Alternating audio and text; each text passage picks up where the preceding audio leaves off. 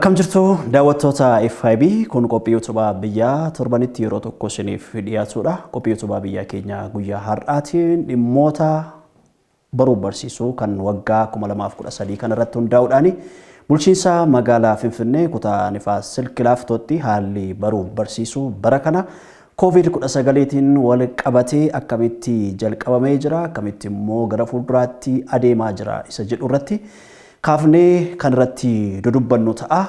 Keessummaa tokkoon of biratti qabadhee jira. Keessummaan koo har'a barsiisaa Magarsaa Waldee Badhaadhaa jedhamu kutaa magaalaa Nifaas Silk Laaftootti supervaayizeraadha. Isaanii wajjinan turtii taasisa. Qopheessee kan isiniif dhiyeessu Daani'eel Tasfaayeeti. Ogummaa teeknikaatiin immoo Biraanuu Dajaneetu na faana jira. Hanga xumuraatti nu wajjin turtii gaariin isiniin jedha. Barsiisaa Waldee waamicha keenya kabajanii baga nagaadhaan gara istiidiyoo keenyaatti dhuftan isiniin jenna. Tolee baga nagaan gahiidanii isin jedhanilleedha. Galatoomaa. Galatoomaa isinillee mee akka bara kana gaa COVID-19 haala baruu barsiisuu akkuma guutummaa addunyaatti iyyuu bacancarseetu jira. Waggaa kana immoo gaa xinnoo biyyi keenya jechuudha COVID-19 irraatii hamma tokko bayyaannachuun isa ta'u haalli baruu barsiisuu tifuutu irra jiraata jechuudhaan egaa haalli baruu barsiisuu eegalameetu jira. Waggaa kana qophiin isin gara jalqabaa kanatti gochaa jirtan maal fakkaata? Tole egaa dhimmi COVID-19 baay'ee egaa Itoophiyaa qofa osoo hin ta'in biyyattii guutuu kan raatessaa ture ta'uun isaa beekamaadha. Kanumaan wal qabatee nuyi akka naannoo keenyatti ijoolleen keenya baay'isee akka irratti irraa hubannutti illee ta'e ijoolleen mana turuun isaanii baay'ee itti dhagahame baay'ee dhibaa ta'ee ture jechuudha. Maaliif ijoolleen hojii tokko malee manatti ol deebi'anii taa'uun barbaadan. Kanaaf ijoolleen barachuu barbaadu, hojjechuu barbaadu. Ijoollee qofaa miti hojjettootumtuuyyuu maali gara deemnu wallaallee eega jedhan kan turedha. Haa ta'u malee amma galanni isaan badinii biyyi keenya waan kanarraa hagas mara wanti itti dhibbamee wanni illee jedhu baay'ee homaan jennu nagaa qabna. Amma fulbaanarraa yookiin immoo naaserraa eegalee ganna keessa jechuudha. Ganna keessarraa eegalee akka seektara barnootatitti dhimma barnootatiin wal qabatee xaarii bu'aa ce'ii hedduu ba'aa turre jechuudha. Maaliif gurmoofnee akka seektara barnootatitti gurmoofnee manneen barnootati irratti haal dureen hojjetamuu qabu baruu barsiisuu kanaaf ijoolleen kun dirqama bara 2013 kana hojii barachuutti barumsatti deebi'uu qaban barsiisonni illee ta'ee hojjettoon kamiyyuu hojii hojjechuu qaba kan jedhudha. Kutannoo kanarraa ka'ee baay'iseetu gurmuudhaan manneen barnootati irratti maal hojjechuu qabna kan jedhu akka kutaa magaalattis ta'e akka aanaa keenyatitti itti deemaa turre. Manneen barnootati irra deemne maal gochuu qabna haal duree maal hojjechuu qabna kan jedhu haal duree mijeessaa turre jechuudha. Kana jechuun daree barnootaa qulqullinni isaa mana fincaanii bishaan akkaataa bootaatti dhiqatan waan adda addaa wantoota COVID kana wal qabatee ittisuu danda'u irratti baay'iseetu itti deemaa turre. Hagammaatillee kan addaan hin kunne ta'uu isaatii itti deemaa jirra jechuudha. Maalinni ijoolleen dhufanii barachuudhaaf maal gochuu qabna kan jedhu itti deemaa jirra. Kanas immoo ijoolleen kutaa 8-12 barnoota isaanii eegalanii torbee 2 guutuuf deemaa jiranii jechuudha. Kanaaf ijoolleen kun amma yeroo ammaa kana gama barnootatiin manneen barnootati irratti gurmoofne maal gochuu akka qaban ijoolleen kun fageenya isaaniitiin maal gochuu akka qaban qulqullina isaanii akkamitti eeggachuu akka qaban saanitaayizarii godhachuu qaban moo qaban maaksii godhachuu qaban moo qaban kan hordoffiin barsiisonnis ta'e hojjetaan achi keessa hojjechaa jiru waliin taane waan kana ittisuudhaaf itti deemaa jira. Ijoolleen immoo torban 2 guutuuf amma qixa sirriidhaan barachaa jiranii jechuudha. Rakkoon nutti uumamillee hin jiru jechuudha yeroo ammaa kana gara barnootatiin. Karaa biraatiin osoo ijoolleen mana barumsaa kana seeniin qorichi adda addaa biifamee jira. Qorichi sun erga biifamee qulqullinni illee daree keessattis teessoon illee maalillee tolee jira. Bifa saniin itti deemaa jirra. Karaa biraatiin hanqina dareetii fi hanqina teessoo immoo guutaa jirra jechuudha. Itti deemaa jirra yeroo ammaa kana. Akka qajeelfamni seektarri fayyaa jedhetti fageenyi isaanii ijoolleen daree tokko keessatti meeqa ta'anii barachuu qaban kan jedhu san irratti hundoofne dareen dabalataatillee akka ijaaramu itti deemamaa jira. Kana irra jirra jechuudha. Xiqqoo gara dudduubaatti isin deebisuudhaa fi barattooti kun erga COVID dhufee bitootessaatii kaaseetii kan isaan gara maatiitti deebi'anii turanii waggaa 2012 irraa jechuudha. Yeroo mana turan kanatti barattoota kana bifi isin ittiin isaan qaqqabaa turtan maateriyaalii dhiyeessaa fi turtan maal fakkaata? Barattooti kunoo erga dhufanii barumsa jalqabanii aktivitiin isaanii kan waggaa darbee wajjin maal fakkaata? Sammuu isaanii akka sanamoo sochiin isaanii maal fakkaata kilaasii keessatti waan isin taajjabdan jira? Sirriidha. Ijoolleen akkuma koovidiin dhufe manatti dacha'uun sirriidha. Yeroo sanillee hin teenye nuti. Hin teenye ammas gurmoomneetu itti deemaa turre. Maaliin workshopii adda addaa qopheessinee haga manaatitti geessuu fi dhufanii maatii fudhachuu manneen barnootaa tokko tokko irratti bal'inaan mul'achaa ture jechuudha. Maaliif workshoppiin ni qophaa'aa manatti akka isaan baratan kan dhuunfatillee dabalatee kan mootummaatiin alattuyyuu kan dhuunfatillee bifa kanaan gaggeeffamaa turuun isaa ni jira. Akkasumas immoo karaa miidiyaatiin reediyoodhaan televezyiiniidhaan akkuma argitan barsiisonni filatamanii gosa barnoota irratti dandeettii qabanii akka isaan dabarsan godhame miidiyaadhaan taraa ture jechuudha. Ijoolleen manatti illee barachaa turte maatiin cimoon inumaayyuu haga badhaafamu maatiin ijoollee cimsate ijoolleen sun haga badhaafamu kan ga'ellee ni jiranii jechuudha. Maaliif hin taa'amne ijoolleen sirriitti wanni jechaa turte jechuudha. Ijoollee waan kana argachuu hin dandeenye darbee yoo jiraatan malee qixa sirrii ta'een karaa miidiyaatiin karaa reediyootiin karaa workshopii adda addaatiin gorsa adda addaa kennuudhaan ijoolleen manatti illee warri illee akka gargaaran godhaa turre jechuudha. Kun teenyee hin jirru achiis dhufnaan ijoolleen kun hoolaallu sammuun isaanii boqatee ture waan ta'eef amma dhufanii yoon daree seenee ijoollee kutaa 8 yoon allaalu baay'ee saffisaan waan tokko qabachuuf barnoonni kennamuuf kun sirriitti nuu galaa jechaa jiran gaafillee godheef hin jira sirriitti nuu galaa inumaa bakka turtiin turre suni baay'isee waan nu hubeef amma sirriitti nuu galaa jira barnoonni kunilleedha. Dheebuu barnoota sirriitti qabnaa jechaa jiru. Qixa sirriidhaan harcaatii tokko malee barachaa jiran jechuudha amma yeroo ammaa kana. Guyyaa 45. Akka Nifaas Silkii Laaftootti manneetiin barnoota afaan Oromoo jiranii hagam ta'u amma yeroo ammaa kanatti hojiirra kan jiran jechuudha. Tole akka afaan Oromootitti addatti baramee kan jiru akka Nifaas Silkiitti jechuun magaalaa kanatti jechuudha. Dura bara 2010 tokkotu hundaa'e tokkoon hundaa'e san jalatti manneen barnootaa 3 hundaa'anii jiranii irratti kan biraa 3tu hundaa'e isaan san akka waliigala 4tu jira jechuudha akka afaan Oromootitti addatti jechuudha. Akka waliigalaatitti immoo manneen barnoota afaan Amaariffaa keessatti illee babal'atanii barachaa waan jiraniif mana barumsa 34 ta'anii jiran jechuudha. Yeroo ammaa kanatti jechuudha. Ijoolleen afaan Oromoo baratan mana barumsa 34 keessatti barachaa jiran. Afaan Oromootiin jechuudha. Tole amma manneetiin barnootaa dhuunfaallee magaalaa kana keessa baay'eetu jira. Akka mootummaatti immoo afaan Oromoo barachuun akka magaalaa kanaatti jechuudha. Ibsameeti beeksifameeti kan jiru yeroo ammaa kanatti jechuudha. Manneetiin barnootaa tokko tokko warri dhuunfaa ta'anii beeksisa tokko tokko nan arga magaalaa kana keessa yeroo deemu jechuudha. Afaan Oromoo akka gosa barnootaa tokkootti ni kennina jechaadha jechuudha yeroo kan isaan jiran yeroo ammaa kanatti. Dhuguma manni barumsaa dhuunfaa amma jiran kuni afaan Oromoo akka gosa barnootaa tokkootti kennaa jiru. Yeroo ammaa kanatti yoo kennaa jiru ta'e immoo hamman qulqullina isaa hordofaa jirtu moo biizinesii waan ta'eef barataa argachuudhaaf kan isaan akkas gochaa jiran. Baay'ee gaariidha. Akka manneen barnoota dhuunfatitti baay'inaan magaalaa Finfinnee kana keessatti akka kutaa magaalaa Nifaas Silkii kana keessatti baay'inaan jira manni barumsa dhuunfaa kan baname jechuudha. Supervizhinii ni deemna qajeelfamni gubbaarraa kennamellee ima jira. Yoo dhaqnee too ilaallu fedhii ni qabu. Kennuudhaaf fedhii ni qabu. Sodaan isaan qaban maal inni barataan dhufee nuun baratuu laata kan jedhullee ni qabanii kana qabu jechuudha. Dhufanii nuu baratuu laata oduu nuu baratanii nuti gara tokkoon biizinasiidha gara biraatiin immoo nuumtu barumsa kana barachuu keessatti baruullee ni barbaanna kan jedhullee jiran jechuudha. Akka supervizhinii gaggeessinetti manneen barnootaa dhuunfaa keessatti deemneetu akka laalletti ni barsiisna jedhanii ni barsiisna malee qabatamaan kan barsiisan jiru.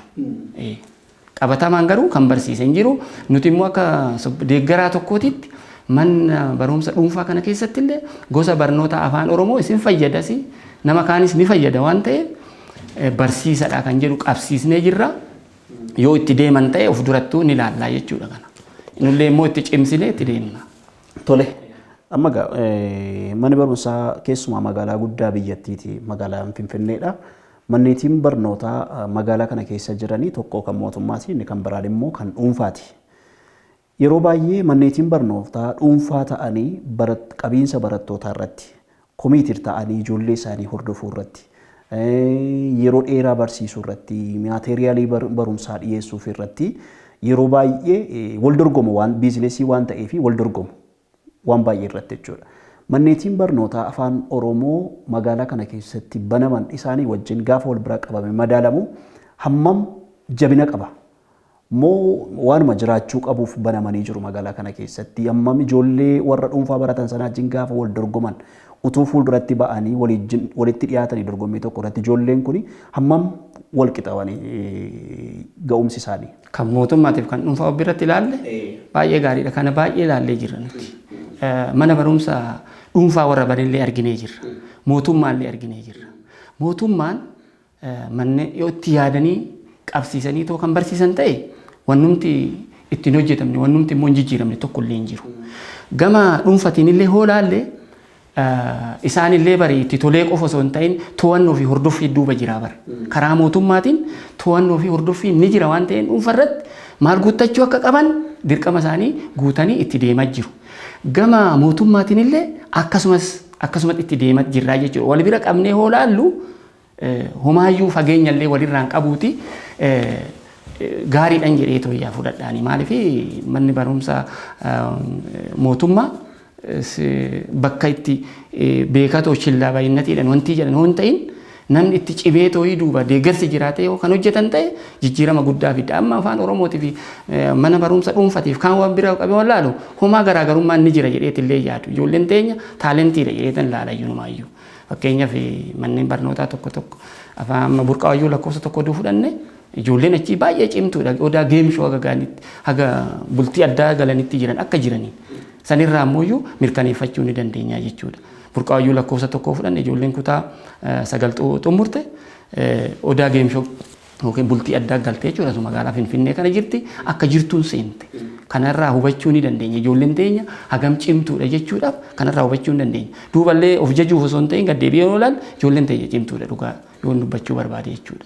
Maali barsiisonni illee laallamanii kan itti ramadamu waan ta'eef duubaan immoo deeggarsaa fi hordoffii waan jiruuf xiiqinis waan jiruuf itti deemaa jiran akkaataa infoormeeshinii qabuu fi akkaataan hubadheen jechuudha. Kanaaf wanti isaan gadi jiran hin jiru. Isaanii oli jedhee tayyaada inumaayyuu. Biiroo barnoota Oromiyaa wajjin hammam wal quba qabu hojiin isin hojjechaa jirtan dhiyeessii barnoota irratti ta'uu danda'a qulqullina irratti ta'uu danda'a. Hammam wal quba qabdu isaanii wajjin hojjettu bulchii kan magaalaa Finfinnee wajjinidha kan isin hojjettan. Yoggaa jalqabaa biiroon barnoota Oromiyaa mana barumsaa kan hundeessuun isaanii sirriidha. Waggaa tokkoof baay'ee itti deemanii hojjetanii itti xaaranii dalagaa turanii hordoffii fi to'annoon isaanii illee baay'ee cimaa ture. Bara duraatiif jechuudha bara 2010 olaalle. Akka gaariitti hordoffiif to'annoo gaggeessaa turan. Yeroo ammaa kana garuu magaalaa Finfinnee jala waan galchaniif afaan Oromoo kan achi jala kaayyoo ittiin galchaniif qaban waan ta'eef san keessa seenuu hin danda'u. Galee jira. Hordoffii fi to'annoon isaan biraa nuu dhufu hin jiru. Hin jiru. Magaalaa Finfinnee jalatti immoo bakka bu'aa qabu. Bakka bu'aan isaanii kutaa magaalaa 6 kiiloo jiran waan ta'eef isaan bakka buusanii achi waan jiraniif gama afaan Oromootiin to'annoo fi hordoffoo kan godha achi jiran waan ta'eef gama saniin nu dhaqqabaa jechuudha. Isaan nu hordofuu nu to'atu waan nu hanqate nu guutuu waan akkasiisan bifa kanaan itti deemaa jiranii hanqinaalee jiranillee nu guutaa jiran jechuudha. Yeroo ammaa kana hanqinaaleen takkumaan hin guutamu adadaan bara baraan wantoonni hir'uudha jennee hir'ina qaba jennee yaadne guutamaa jira jechuudha. Gaafachaa jirra waan gaafanne san immoo bara baraan yeroo yeroodhaan nu guutaa jiranii jechuudha. Mana barumsaa afaan Oromoo magaalaa Finfinnee kana keessa jiran amma kutaa tokko kaaseeti immoo sadarkaa oolmaa daa'immaniitii kaaseeti kan isin hordofaa jirtan. Barnoonni kan kennamu oolmaa daa'immaniitii irraa eegala. San akka waliigalaatti hordofaa ta'uu jirra. Maaliif abbaa qabaatu malee supparvaayizara hoo jenne amma kan keejirra hordofu jira kan immoo kutaa tokko ol haga 8 hordofu jira waan akkasiitti jira. Garuu immoo kana maal jechuudha walirratti gannaa osoo hin ta'in wal quba qabnaa jechuudha. Walumaan waan isaan irra jiran rakkoo isaan qunname jijjiirama isaan fidan maalirraa akkamitti deemaa akka jiran walumaan to'achaatumaa jirra. Kanaaf wanni jedhu hin jiru jechuudha. Walumaan laalaa jirra waan ta'eef. Kan biraan qabxiin ani kaasuu barbaadu sirni gadaa akka gosa barnootaa tokkotti akka inni kennamu jedhameetu jira. Sirni gadaa mana barumsaa keessatti yeroo ammaa kana akka barsiifamuu fi qophiin isin taasisaa jirtan maal fakkaata?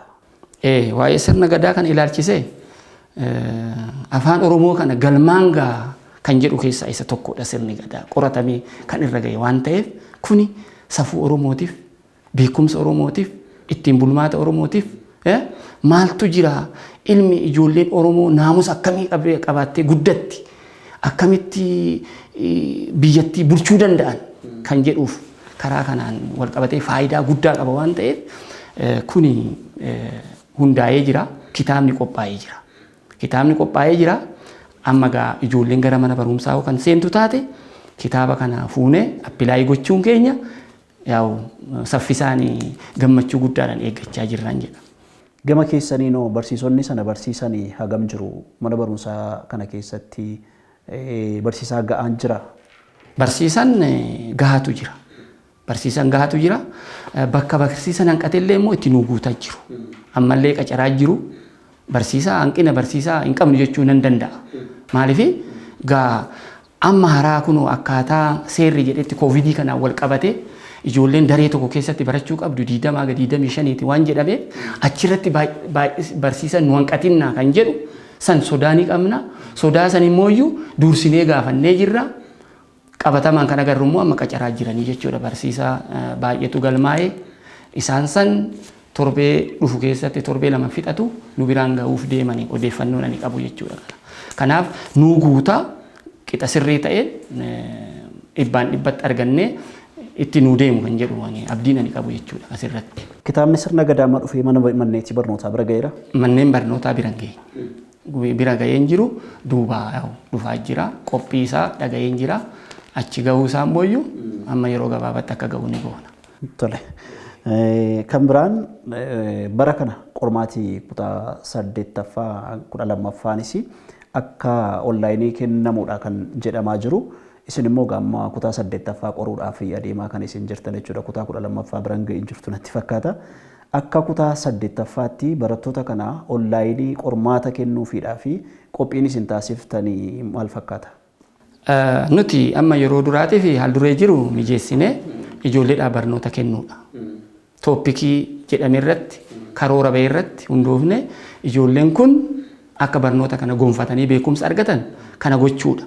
Qormaanni gaafa akkanaa kennama, onlaayiniidhaan kennama yookiin immoo shittiidhaan kennama. Haga silaa nu bira hin geenye nutti hin himamne. Kanaaf karaa kennameen illee kennamu qophiidha nuti. Akkuma jettan ijoolleen daangaa Finfinneetirraa dhufan ni jiru. Teknoolojii kanaan immoo kan waliin qunnamne kan waliin beekne baay'inaan jira kun ifaan ifa waan ta'eef kan ammoo mootummaan ni beeka waan ta'eef isa san laalanii akkaataa itti ijoollee kana bira ga'uu danda'u isaantu beeka waan ta'eef kana sirreessuun kan isaaniiti. Jedheetan fudhadhaani maaliif onlaayinii kana hundi itti fayyadama jedhanii isaan illee ni beekan waan ta'eef itti akka hin fayyadamne ni beekan. Keessaa ijoolleen kutaa 8 hin beekan waan ta'eef argachuus hin danda'an waan ta'eef kana mootummaan haa jedhamuu malee ni sirreessa jedheetan yaadaani.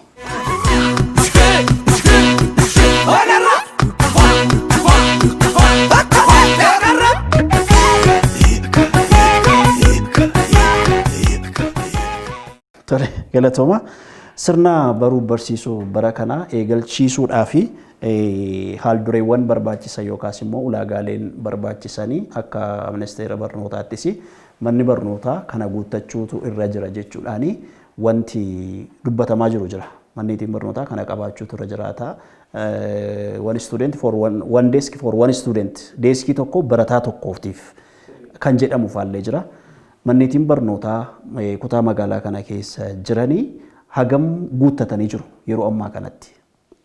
Tole waa'ee koovidii kanaan wal qabatee sirriidha akkuma isin jettan barataan tuqaa 1.5 walirraa fagaachuu qaba kan jedhu jira. Meetiraan jechuudha. Tuqaa 1.5 walirraa fagaachuu qaba. Barataan kaaree sadi keessa barataan tokko kaaree sadi keessa qubachuu qabaa jedhama.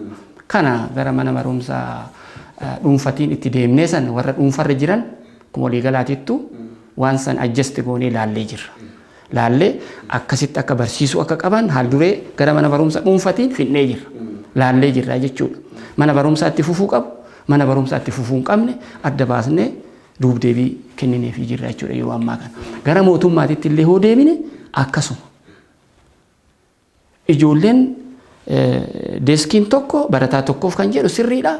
Deeskii tokko barataa tokkoof qofa osoo hin taane fageenyi isaan walirraa fagaatan sun hagamtaa kan jedhu sun seeran jira waan ta'eef kanarratti hundoofneeti ijoolleen barachuu kan dandeessu yookaan itti fufuu jechuudha. Akkasitti deemaa jirra. Haalli mijachuu qabu mooyyuu akka mijatuuf nullee akka mana barumsatittis akka barsiisattis akka daayirekteera akka supparvaayizaraatittis akka maatitittis waan hojjetamuu qabu itti deemnee jirra jechuudha. Fakkeenyaaf maatiin hirmaannaadhaan oddoo qulqulleessuu, naannoo tottolchuu, bakka babbareessuun hin jiraa miti. Kana tolchanii jiranii jechuudha maatiin. Hirmaannaa gara isaaniitiin. Nuti immoo barsiisan hooggansi hoo maal gochuu qaba? Faasiliitii manneen barnootaa keessa jiran teessoo caccabaa, teessoo moofaa, san sirreessee kan gatame yookiin kan istoorii ture achi keessaa gadi baasee tottolchee tooyi barataa akka wal ga'uuf hamma tokko waan hojjechuu qabu itti deemaa jirra jechuudha. Gama biraatiin immoo gara biirootiin immoo kutaan magaalaa bakka teessoo hanqate teessoo hojjechiisaa jira yeroo ammaa kana. Daree dabalataa ijaarsisaa jira yeroo ammaa kana kutaan magaalaa jechuudha. Fakkeenyaaf Booree Galaan fudhachuu ni dandeenya. As kondominiyeemii jidduu fudhachuu ni dandeenya. Dareen baay'inaan dabalataa jira. Akkasitti itti dabalamaa jira jechuudha dareen. Maal gochuufi kana fageenya barataa san eeguudhaaf. Waan ta'eef bifa kanaan deemamaa jira. Kanaafis immoo akkasumatti itti deemnaa jechuudha gaafiidhaan. Hin gaafannas waan sirreessuu qabnu nullee hin hojjenna. Qaamni kuunillee ni hojjeta bifa kanaan furmaata akka argatu itti deemaa jirra jechuudha. Kan biraan qabxiinanii kaasuu barbaadu dhimma COVID-19tiin wal qabatee manneen barnootaa ulaagaa isaan guuttachuu qaban keessaati mana barumsaa keessatti kilinikii akka inni jiraatudha fayyaa barattootaa eeguudhaaf jechuudha. Manni barumsaa afaan Oromoo kana hin qabaataa sanaaf qophaa'aa jira. Sirriidha akkuma waliigalaatittu wanti kun itti yaadamaa jira. Kun eessaa itti yaadamaa gama biirootiin itti yaadanii qabaachuu qabaa iddoon illee akka qophaa'u jedhamee jira. San isaan eeggachaa jirra jechuudha. Maaliif isaan tunu guuta waan ta'eef ni qaba. Ni qaba jennee yaadna hundumtu akkuma waliigalaatittu akkuma magaalaa Finfinneetittu haga silaa kilinikiin yookiin immoo dooktarri mana barumsaa keessa taa'ee jiru haga ammaa. Garuu of duratti waggaa ijoolleen eegaltutti ni seena kan jedhamu abdii akkasii qabna nutti himamees waan ta'eef. Sanaaf qophaa'aa jirtu jechuudha ofii keessa dhiisee. Nuti immoo iddoo qopheessuuf itti deemaa jirra. Gara dhumuraatti fiduudhaa fi yeroo gara fuulduraa jiru keessatti manneen barnootaa afaan Oromoo maalirraan ga'uudhaaf mul'ata isin qabdan gara fuulduraatti maal yaadaadha kan isin jirtan? Manneen barnoota afaan Oromoo babal'inaan moo waan biraati? Babal'ina isaas ta'uu danda'a, haala qulqullina isaatii ta'uu danda'a. Gama hundumaatiin waan isin amma of harkaa qabattanii jirtan akka hojii manaatti kana hojjechuu qabna jettanii waan isin of harkaa qabattanii jirtan maaltu jira? Baay'ee gaariidha. Inumaa akka magaalaa Finfinneetitti fakkeenyaaf nuti baadiyyaa irratti illee hojjennee jirra. Hamileen baadiyyaa irratti qabnu sunii fi asitti qabnu garaagarummaa guddaa qaba. Barsiisa as galees haa ta'u, hooggansa as galee hojjechaa jirullee haa ta'u, onneen isaan qaban baay'ee guddaadha. Maaliif namoota kana hacuuccamaa kan turan as keessatti barnoota argachaa kan hin turre waan ta'eef nuumtuu asitti gallee tooyi asitti jijjiirama fiduun nuuf maqaadha. Nuuf guddina. Waan ta'eef kutannoodhaan halkanii guyyaan jennuuti ijoollee kana ceesisuu barbaadna nuti.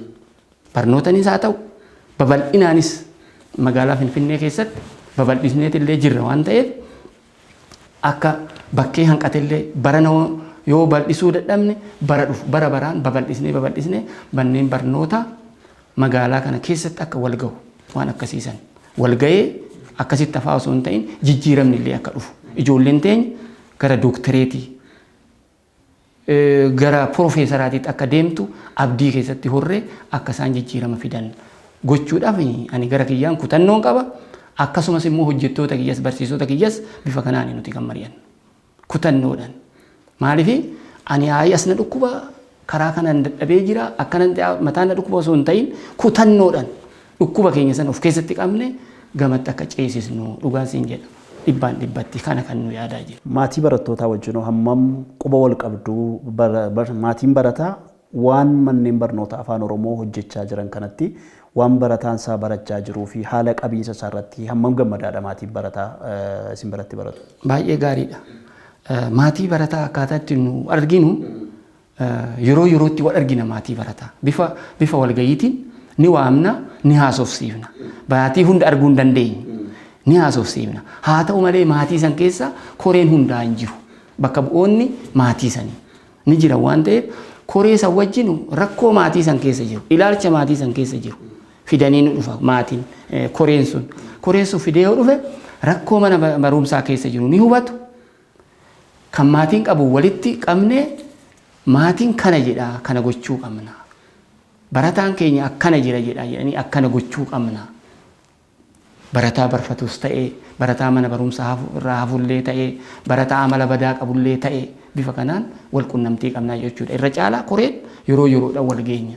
Koree kan jedhamtu jira, koree gamtaa yookiin immoo iyyuu boordii maali jedhan sun ni jira miti. Isaaniin maatii keessaa filatamanii kan dhufan ni jiru waan ta'eef yeroo yeroodhaan waliin haasofna. Fe'ii maatii nu fidanii dhufu. Fe'ii mana barumsaa hin dhiyeessinaaf. Fe'ii mana barumsattis beeku.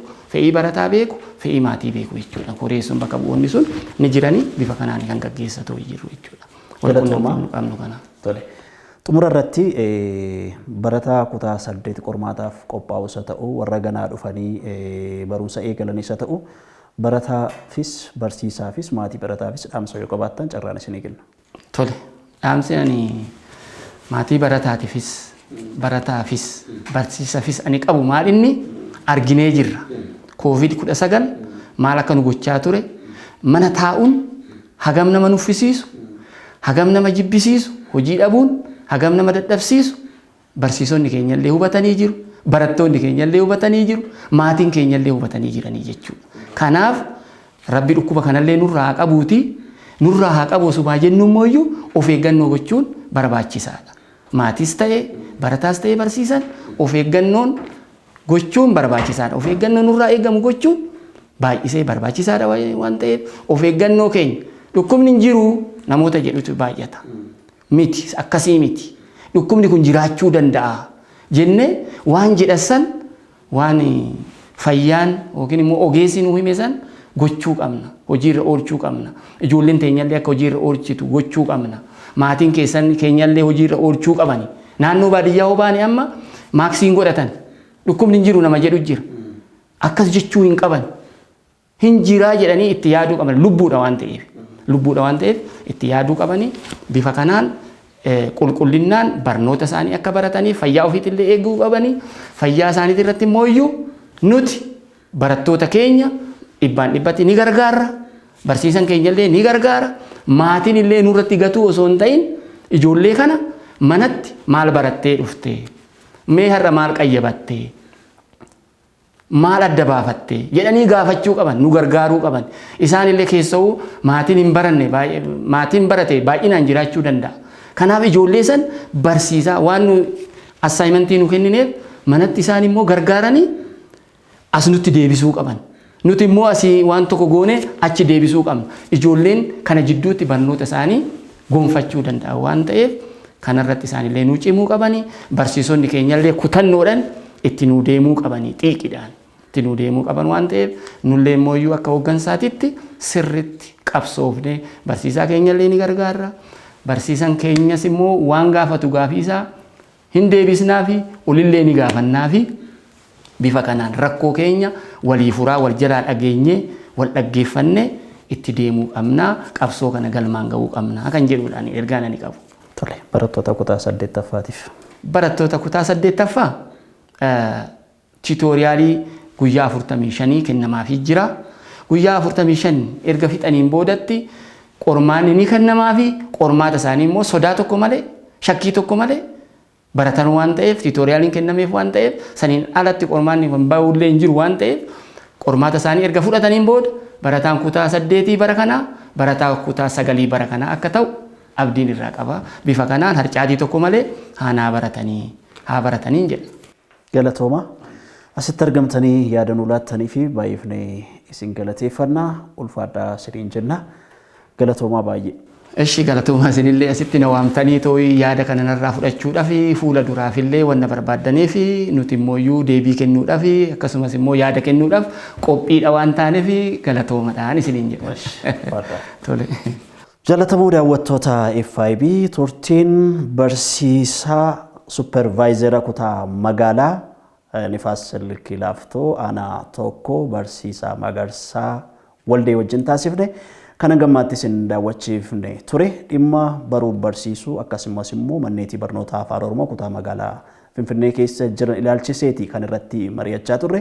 Qophii keenya guutummaarraa waa guddaa akka baratan abdii guddaa qabna. Waliin turuu keessaniif galanni keenya guddaadha. Qopheessee isin biraan ga'uun Daani'el Tasfaayitii ogummaa teeknikaatiin Biraanuu Dajaniiti. Qophiileen FIB hafan itti uffataniiru. Torbee sagantaa biraan qabadhee dhiyaadha. Nagaatti.